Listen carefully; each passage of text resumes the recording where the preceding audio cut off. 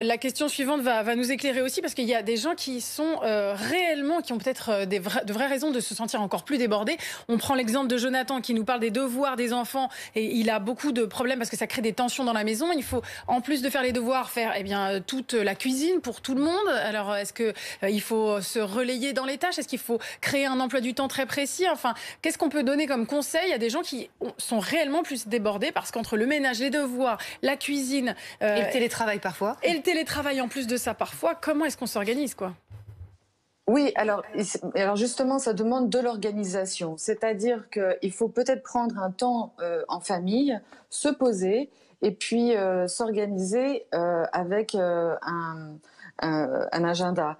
Vous prenez des plages horaires pour que chacun puisse avoir du temps, enfin surtout quand il s'agit des enfants. Vous vous retrouvez à devoir enseigner à vos enfants, c'est très compliqué. On n'est pas formé pour, on est très démunis. Je peux vous dire, moi la première, c'est pas évident.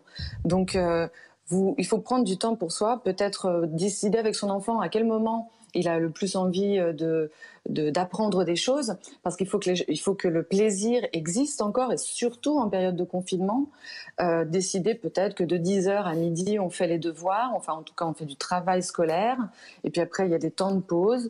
Il faut aussi rappeler que les parents ont besoin d'avoir du temps pour eux. C'est vrai que c'est pas évident et c'est facile à dire. Je sais que c'est difficile à mettre en place, mais ça demande un petit effort au départ pour que tout le monde tienne ces règles-là. Quitte à les afficher sur le frigo, hein, pour que tout le monde soit au courant que de 14 à 16 heures, on n'embête pas maman, elle prend son bain et basta.